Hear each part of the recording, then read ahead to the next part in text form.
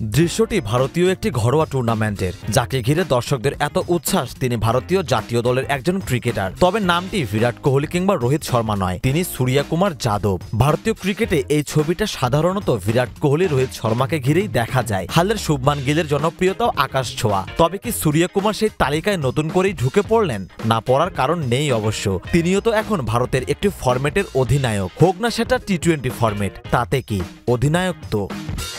টি-20-র অধিনায়ক সূর্যা অবশ্য টেস্ট দলে জায়গা করে নিতেও মরিয়া। টেস্ট ক্রিকেটে ফেরার লক্ষ্যে মিশনও শুরু করে দিয়েছেন। সে লক্ষ্যেই মুম্বাই রাজ্য দলের হয়ে 4 দিনের ম্যাচ খেলছেন সূর্যা। এরপর সেপ্টেম্বরের শুরুর সপ্তাহে খেলবেন দিলীপ ট্রফিতে। আর মুম্বাইয়ের হয়ে খেলার সময় দারুণ এই অভিজ্ঞতা হলো এই ব্যাটারের। ভক্তদের ভালোবাসায় সিক্ত হলেন তিনি।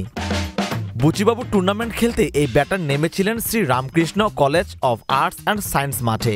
স্বাভাবিকভাবেই তাকে দেখতে জড়ো হয়েছে অজস্র স্থানীয় মানুষ আর কলেজের শিক্ষার্থীরা।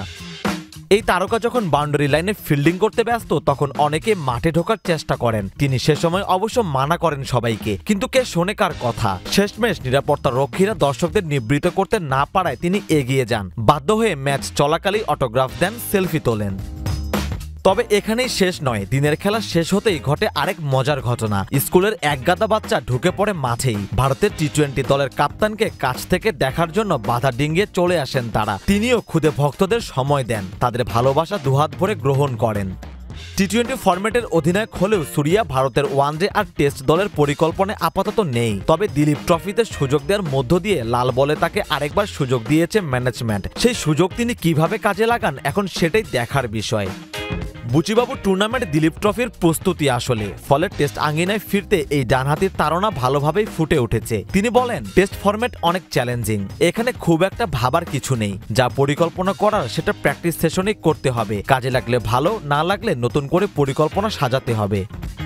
2021 সালে আন্তর্জাতিক ক্রিকেটে পা রেখেছিলেন সূর্যা। এরপর থেকে আর পেছনে ফিরে তাকাতে হয়নি। টেস্ট ক্রিকেটে এখনও নিজের জায়গা সেভাবে পাকা করতে না পারলেও সাদা বলের ফরম্যাটে, বিশেষ করে 20 ওভারের ক্রিকেটে তো ভারতীয় দলের অটোমেটিক চয়েস তিনি। এমনকি দীর্ঘদিন ধরেই এই ফরম্যাটে ব্যাটারদের তালিকায় শীর্ষ স্থানেও রয়েছেন মুম্বাইয়ের এই ডানহাতি ব্যাটার। ধীরে ধীরে ভারতীয় ক্রিকেট মহলে অন্যতম জনপ্রিয় ক্রিকেটার হয়ে উঠছেন সূর্যা, যার আভাস মিলল বুচিবাবুর টুর্নামেন্টেই।